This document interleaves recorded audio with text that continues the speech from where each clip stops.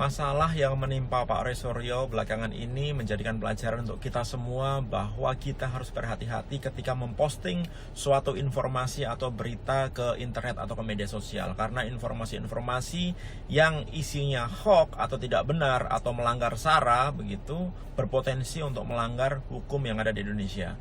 Berdasarkan Undang-Undang Nomor 19 Tahun 2016 tentang perubahan atas Undang-Undang Nomor 11 Tahun 2008 tentang informasi dan transaksi elektronik, ada 3 jenis konten hoax yang dapat dipidana penjara antara 4 sampai 6 tahun dan denda maksimal 750 juta rupiah sampai dengan 1 miliar. Yaitu yang pertama adalah pencemaran nama baik atau fitnah, itu pelanggaran pasal 27 ayat 3. Kemudian penipuan untuk motif ekonomi yang merugikan konsumen, itu pasal 28 ayat 1. Dan provokasi terkait SARA, yaitu pasal 28 ayat 2. Dan peraturan-peraturan yang ada terkait berita palsu ini saat ini bukan hanya mengatur pidana ini dikenakan kepada si pembuat berita, tetapi juga diberikan sanksi yang sama kepada pelaku yang turut serta membagikan, mentransmisikan, share, forward berita-berita palsu atau berita-berita hoax atau berita yang melanggar SARA tersebut. Oleh karena itu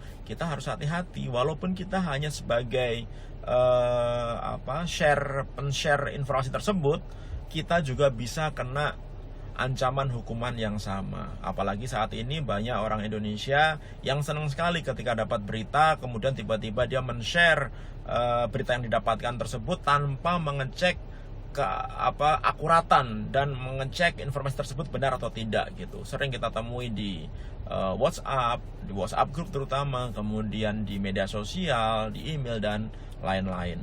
Apalagi ketika yang menyebarkan atau yang memposting ulang atau yang men-share informasi ini adalah orang-orang yang memiliki follower lebih banyak gitu. Contohnya misalnya Pak Roy Suryo. Pak Roy Suryo lebih influencer dibandingkan orang yang membuat informasi aslinya begitu. Sehingga ketika informasi tersebut dibuat oleh orang yang tidak memiliki follower yang banyak, tidak memiliki engagement yang banyak, berita itu biasanya akan hilang begitu saja. Tetapi ketika diposting, direposting oleh orang yang memiliki engagement yang sangat tinggi gitu, influencer seperti Pak Roy Suryo ini, tentu saja yang melihat semakin banyak, yang memperhatikan semakin banyak, dan akhirnya menjadi ramai begitu.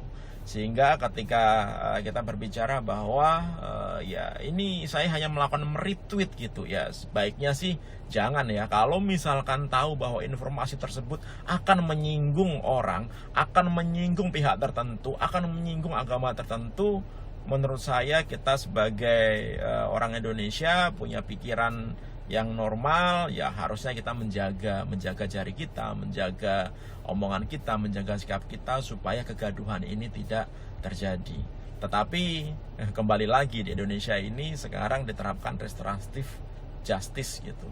Saya tidak tahu apakah nanti ini akan dibawa ke ranah hukum atau cukup dengan permintaan maaf, karena Pak Roy Suryo juga sudah meminta maaf. Mungkin maksud Pak Roy Suryo tidak seperti itu, mungkin ya gitu, tidak seperti itu, tidak ada niat buruk begitu. Tetapi ketika postingan tersebut terlanjur dibaca oleh banyak orang dan orang berpikirnya beda, akhirnya menjadi ramai. Nah itu yang harusnya kita hindari.